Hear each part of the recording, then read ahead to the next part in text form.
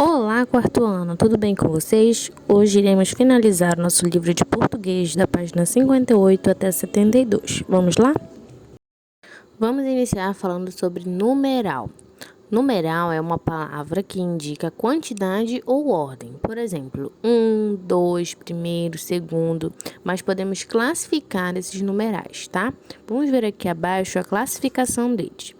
Nós temos os numerais cardinais, que vão expressar quantidades exatas, 1, 2, 50, 40. Aqui no caso tem o exemplo 53 países, tá? Na frase.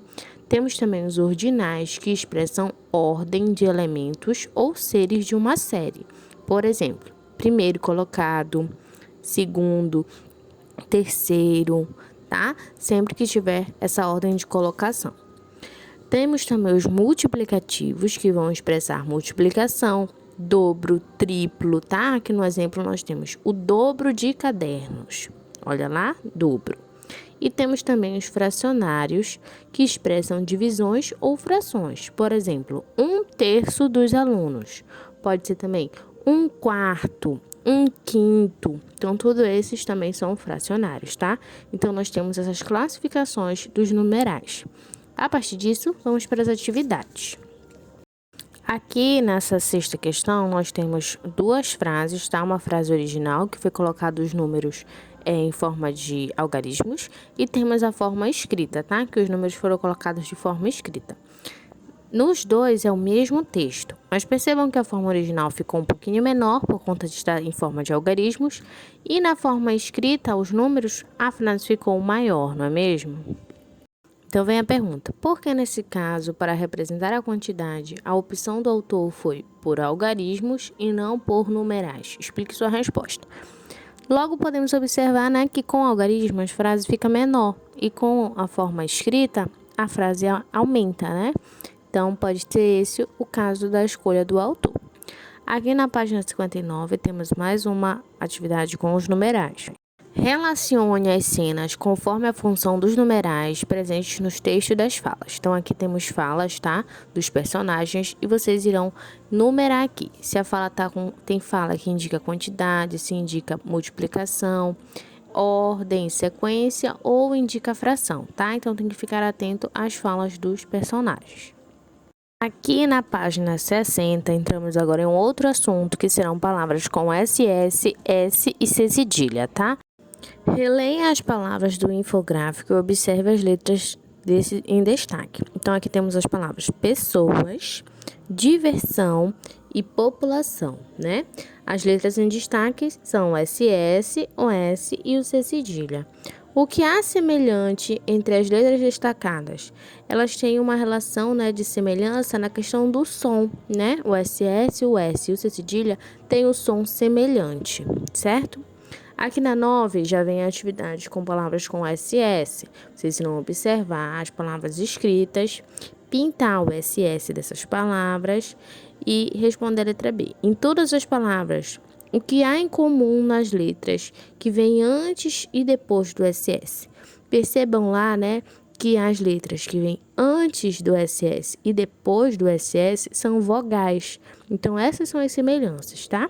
O dígrafo SS pode ocupar qualquer posição nas palavras? Explique sua resposta. Não, né, crianças? Lembrem lá, nós nunca podemos começar palavras com SS e nem terminar palavras com SS. Então, ele sempre vai aparecer no meio das palavras, tá bem? 10ª questão agora. Agora a gente vai ver palavras com um S só, tá? Temos aqui a palavra curso, susto, inglês, vírus, seda. Vocês irão pintar a letra S nas palavras, tá? Na letra B, no meio das palavras, a letra S está entre vogais. Percebam lá que a letra S não está entre vogais, né? No meio das palavras. Ela está sempre entre uma consoante e uma vogal. Ou uma vogal e uma consoante, tá? Ou entre duas consoantes. Então, ela pode estar também sempre aparecendo no início da palavra, né? A letra S, o S sozinho. E também ele pode aparecer no final da palavra, tá bom? Então, o S sozinho, ele pode estar aparecendo em vários locais da palavra, diferente do SS, que não pode aparecer nem no início e nem no final. Então, aqui na pergunta, letra C, a letra S pode ocupar qualquer posição nas palavras? Explique sua resposta. Sim, né? Ela pode estar aparecendo no começo, no meio ou no final das palavras, tá? A letra S sozinha, ela pode estar em qualquer lugar das palavras. Vamos agora para a página 61. Agora, vamos ler as palavras com C cedilha, tá? Temos aqui soluço, moça, pedaço, cabeça. Então, vocês irão pintar o C cedilha das palavras, tá?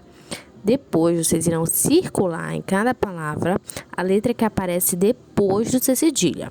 Percebam lá que todas as letras que aparecem depois do C cedilha são vogais, né? As letras que apareceram foram as vogais A, O e U, tá bem? Então, vocês irão colocar elas depois ali na letra C. E na letra D, qual é a posição da letra C cedilha nas palavras? A letra C cedilha, ela nunca inicia a palavra, tá? Ou termina a palavra, não pode. Ela sempre vai aparecer somente no meio das palavras, tá bom? É que nem lá no caso do SS. Então, C cedilha nunca se inicia a palavra e também não se termina a palavra, tá bom? A 12, a questão 12, vem com S, com SS ou C cedilha? Anote nas colunas correspondentes as palavras que o professor vai ditar. Então, aqui eu irei ditar algumas palavras, tá bem? E vocês irão anotar se vocês acham que é com S, com SS ou com C cedilha. E no final, vocês irão colocar na 13 as palavras que vocês tiveram mais dificuldade, tá bom? Aqui vamos lá. Primeira palavra, personagem. Segunda palavra, assado. Terceira palavra, março, tá? Vão anotando aí. Próxima palavra agora, selo. Agora, pessoa. Pança. Próximas palavras, tá bem? Vamos lá agora para músculo. Assobio. Paçoca. Anotaram lá?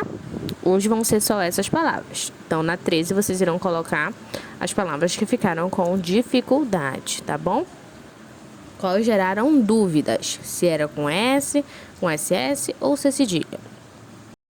Aqui nas páginas 62 e 63, vem as explicações para vocês criarem um infográfico, que é aquele texto com imagem, lembram lá? Então, vocês podem estar criando aí em casa. Agora, vamos falar sobre notícia, tá? Esse gênero textual, que é o gênero de notícia. O gênero textual de notícia, ele é um texto jornalístico que ele tem a finalidade de apresentar aos leitores fatos atuais, relevantes e que sejam interessantes da sociedade, tá?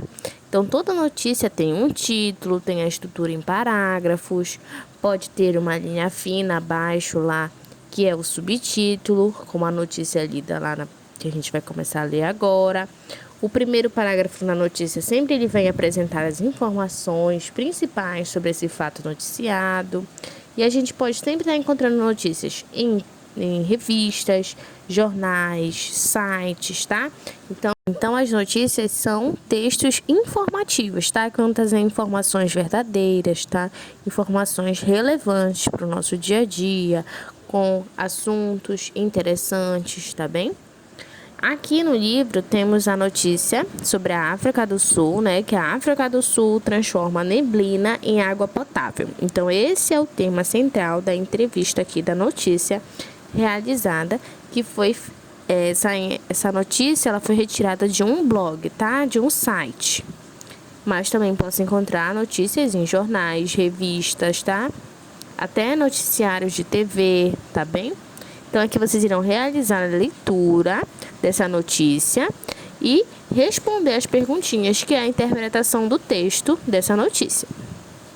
No decorrer da leitura do texto, vocês devem ter observado que apareceram algumas siglazinhas, como ONU, que vai significar Organização das Nações Unidas, teve também lá o COP, tá? E essas siglas apareceram entre parênteses. Então, agora nós vamos começar a falar um pouquinho sobre os parênteses, tá? Aqui na primeira questão nós temos, releia esse trecho. A Organização das Nações Unidas, olha lá aparecendo os parênteses. Os parênteses são esses dois tracinhos, tá? Redondinhos, e onde a palavra ONU está dentro. Então, aqui dentro do parêntese nós temos lá ONU, que é o significado de Organização das Nações Unidas. É uma informação extra que vem sendo dada, tá? Então, dentro dos parênteses, sempre vai vir uma informação extra para o texto. Então, nesse trecho, vocês irão pintar os parênteses que estão aparecendo aí, tá? Dentro dos parênteses há uma sigla. Sublinhe o nome que forma a sigla. Então, o significado dessa sigla, ONU, é qual? Organização das Nações Unidas. Então, é isso que vocês irão grifar lá, tá? Sublinhar. Letra C. Com que finalidade foram usados os parênteses? Como eu acabei de dizer, os parênteses eles servem para acrescentar uma informação nova. E aqui no caso, ele serviu para isso, para acrescentar uma informação que é a sigla de Organização das Nações Unidas, que é a ONU, tá bem? Na segunda questão também tem um outro trecho lá da notícia da África que nós lemos. E aqui novamente os parênteses aparecem para dar uma informação extra. Aqui no nosso trecho fala sobre o COP17 e dentro do parêntese vem dizendo o que é esse COP17, que é a Conferência de Mudanças Climáticas das Nações Unidas. Então, a finalidade dele, novamente, foi para acrescentar informações, tá? Que agora, no caso, foi a informação dizendo o que significava esse COP, tá bom? Então, aqui abaixo fala aqui, ó, os parênteses são sinais de pontuação empregados, em geral, para acrescentar informações acessórias, ou seja, para complementar a informação, tá? Então, ela vai ser uma informação extra no nosso texto. E para finalizar, né, os nossos assuntos aqui do nosso livro de língua portuguesa no módulo 1, vamos revisar os verbos, tá? Então, aqui nós temos a terceira questão. Releia o título da notícia. A notícia lá que começamos a falar, tá? A África do Sul transforma neblina em água potável. Que palavra indica a ação nesse título? Lembrem lá que verbo ele pode estar indicando uma ação, um estado ou um fenômeno da natureza. Aqui no caso foi uma ação. Qual foi a ação? Transforma, né? A ação de transformar. E aqui ela aparece a palavra transforma. Essa palavra é um verbo. E essa ação ela indica que tempo. Lembra lá que os verbos têm passado, presente e futuro. Quando eu digo África do Sul transforma neblina em água potável, essa palavra transforma está no presente, está no agora. Se eu dissesse transformaram, passou já, seria no passado. E se fosse transformarão, estaria no futuro, mas no caso está no presente. E quem foi que praticou essa ação? Quem é que está fazendo esse ato de transformar? É a África do Sul. Então, no verbo, sempre vai ter também alguém que vai estar praticando essa ação, tá? Aqui abaixo temos um quadro explicativo falando sobre os verbos, ó. O verbo é a palavra que expressa ação, estado ou fenômeno da natureza. Vamos para os exemplos. João corre muito. Aqui, no caso, foi uma ação. O que o João fez? Corre, né? Ele está correndo, então a ação dele é correr. E quem praticou essa ação foi o João. Outra frase. João está cansado. Agora, o verbo está numa situação de estado, né? Está. Quem está cansado? O João. E a próxima. Choveu muito hoje. Agora temos um verbo como fenômeno da natureza. O verbo chover. Choveu muito hoje. Então, o choveu foi fenômeno da natureza, tá bom? Então, as flexões de tempo indicam que as ações estão no passado, no presente ou no futuro. Então, o verbo pode estar aparecendo nesses três tempos, tá? Aqui temos novamente exemplos. Um exemplo no passado. Maria bebeu muita água. Qual foi o verbo? Beber, né? Como foi no passado, ficou bebeu. Maria bebe muita água. Presente agora, bebe no momento. E Maria beberá muita água. Beberá está no futuro, tá? Então, o verbo beber apareceu nos três tempos: presente, passado e futuro. Então, aqui abaixo vocês irão reler um outro trecho, tá? Do texto e descobrir quem é o verbo, que tempo ele está e quem é o praticante desse verbo, tá bem? Vamos agora aqui para a página 69, que também continua falando sobre os verbos. Temos um outro trecho do texto, que é esse aqui, ó. O acesso à água de qualidade reduziu o número de doenças relacionadas com a água, ingestão de micro-organismos patogênicos e aumentou a qualidade de vida dos estudantes. Há duas formas verbais que indicam o tempo passado. Pinte-as. Qual foram? Foi reduziu e aumentou. As duas estão no passado, tá? Então, vocês irão pintar. Qual é o agente dessas ações? O agente dessa ação é o acesso à água de qualidade, né? Que eles estão querendo. Na letra C e na letra D, vocês irão reescrever esse trecho, tá? Que está aqui, só que vocês irão modificar o tempo verbal. Na letra C, vocês irão colocar no presente. Então, na forma original, estava reduziu no passado. Como agora eu quero no presente, vai ficar como reduz, tá? E a palavra que era aumentou, agora vai se tornar aumenta, tá bom? Então, vai mudar a frase, vai ficar: o acesso à água de qualidade reduz o número de doenças relacionadas com a água, ingestão de micro-organismos patogênicos e aumenta a qualidade de vida dos estudantes, tá bem? Já na letra D, vocês irão colocar no futuro agora. Se era aumentou e reduziu, ficará reduzirá e aumentará, tá? Tudo no futuro. Aqui na página 70 temos também outras atividades a respeito do verbo, tá? Vocês irão ler as frases, irão sublinhar a forma verbal de cada frase. Depois irão classificar se está no presente, no passado ou no futuro, tá bom? E depois, na terceira questão, nas frases da atividade 1, quem é que está executando essa ação? Quem são?